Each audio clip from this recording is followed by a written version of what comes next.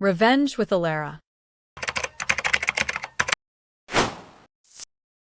My sister lifted her glass with a smirk and said, clear as daylight, "Where's your husband and kids?" "Oh, right. You don't have any." The laughter that followed wasn't loud, but it sliced deep. My parents smiling like it was harmless fun. My fork frozen midair. I'd spent years paying their bills, saving their home, and now I was the punchline at their table. I set my spoon down, looked my sister dead in the eye, and said, "Where's your money?" "Oh, right. I've been supporting you until today." The room fell silent, but that silence didn't end the night. It started everything that came after. What they did next crossed a line no family ever should. Before I tell you what that silence led to, tell me, where are you listening from? So I know I'm not the only one who's ever been laughed at by their own family. And when you've heard the rest of my story, tell me, what would you have done if you were sitting at that table? I'm Grace Whitaker, 32, a UX researcher living in Seattle's Capitol Hill. From the outside, my life looks steady, clean apartment, stable job, quiet mornings. But what most people don't see is where half my paycheck goes. It disappears into the same black hole it's gone into for years. My family. My mother, Linda, was a nurse until her heart surgery forced her into early retirement. My father, Thomas, used to teach economics before moving into consulting, which usually means waiting for calls that never come. And then there's my sister, Brooke, 4 years younger. Bright, charming, endlessly adored. She calls herself a fashion influencer, though what she really influences is my bank balance. Rent, credit cards, car repairs. Her texts always start the same way. "Hey sis, can you help me just this once?" I used to tell myself that's what good daughters do. They keep the lights on the house from foreclosure, the family from falling apart.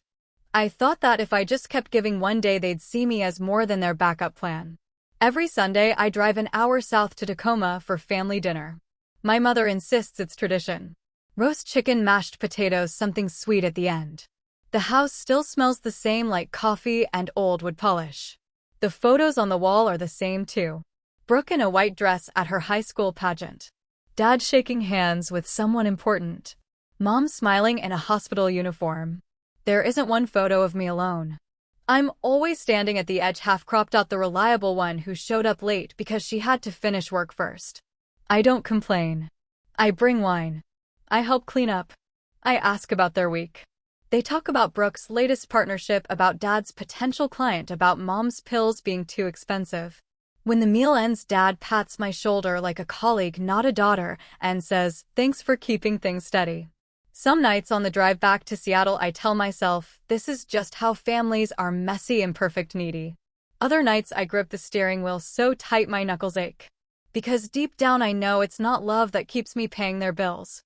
It's guilt, the kind they raised me on. That's why I didn't see the dinner last Sunday coming. I thought it would be like every other one, small talk, tension hidden under polite smiles. But that night the air felt different, thick with something sharp and waiting. The kind of tension that makes even the silverware sound loud. That Sunday the table looked the same as always.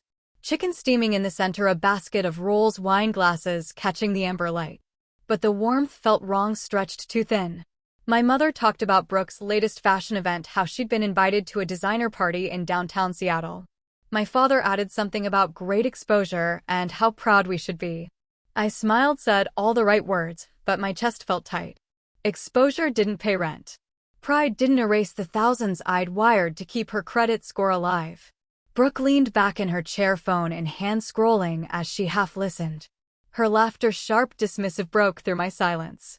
"You know, Grace, you should come to one of those events. Maybe you'd finally meet someone." She looked up with that grin that never reached her eyes.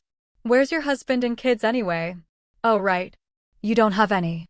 For a heartbeat, no one moved. Then Mom laughed. Soft, high-pitched, the kind she used when she wanted to smooth things over. But this time it carried something else. Agreement. Dad chuckled, too, shaking his head. "Don't tease your sister," he said lightly. But there was a smirk tugging at the corner of his mouth. I felt the world narrow. The smell of roasted garlic, the ticking wall clock, the clink of silverware. They all blurred into a hum. I'd worked every holiday, skipped vacations, paid their debts. And this was what they saw when they looked at me, someone incomplete. A woman defined by what she didn't have. Brooke swirled, her wine eyes glinting. "I mean, you're doing fine, right? That tech job of yours. What is it you do again?" "Screens and surveys." Her tone was sugary, cruel. I just think you'd be happier if you had a life outside spreadsheets. My hand tightened around the spoon. I could feel the heat rising from my neck to my ears. For years, I'd let it slide. The jokes, the digs, the quiet expectations, but something broke, then something small, but irreversible. I set my spoon down and looked straight at her. My voice came out calm, almost too calm. "Where's your money, Brooke?" I asked. "Oh, right. I've been supporting you until today." The words hung in the air like shattered glass. The laughter stopped. My mother's hand froze halfway to her mouth. My father's eyes darted between us, unsure whether to scold or stay silent. Brooke blinked, stunned. "Excuse me, you heard me," I said quietly. "I'm done." For the first time in years, no one interrupted me. The only sound was the ticking clock on the wall. That silence. It wasn't peace. It was the sound of something ending. When I drove back to Seattle that night, the silence in my car felt heavier than their stares. The road stretched ahead like a tunnel of headlights and rain. My reflection in the window looked unfamiliar, calm on the surface. But underneath, something sharp had finally woken up. I didn't cry. I didn't replay their words. I just thought about everything I'd done, every transfer, every bill, every sacrifice that had built their comfort while shrinking mine. By the time I reached Capitol Hill, I knew I couldn't go back. Inside my apartment, I kicked off my shoes and went straight to my desk. The stack of envelopes was still there. Bills, payment notices, receipts. I'd never had the courage to total. I turned on my laptop and opened my bank account. Line after line, year after year, it stared back at me. Money to cover Brooke's tuition, Dad's mortgage, Mom's medication, the broken car, the new sofa. Over $80,000 in 7 years. My chest tightened. I'd spent the best years of my life keeping everyone else afloat. The irony was brutal.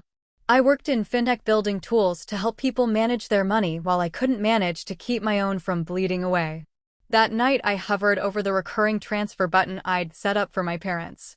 The screen asked, "Are you sure you want to cancel this transfer?" I clicked yes.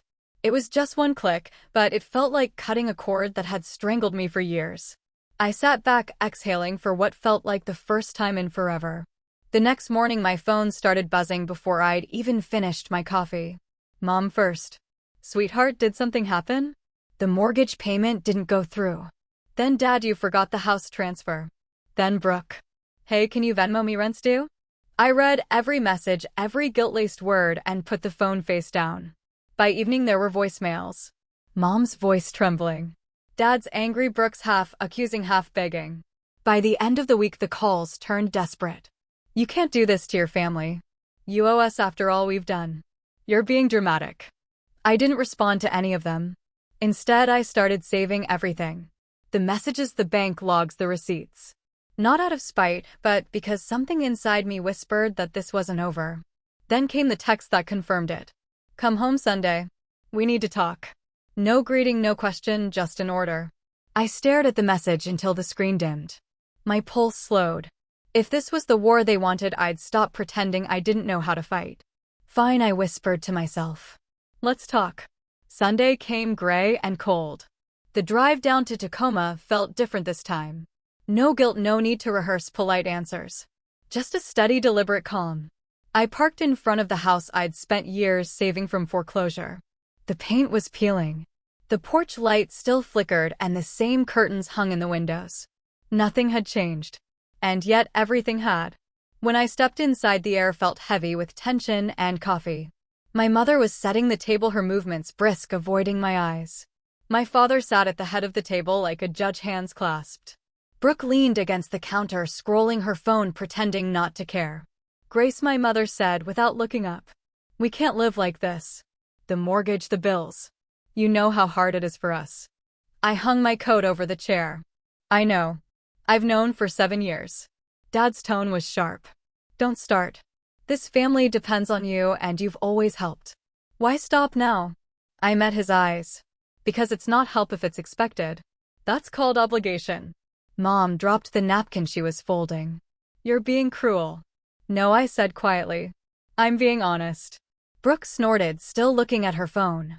"Wow, someone's found their backbone. Congratulations, sis." I turned toward her.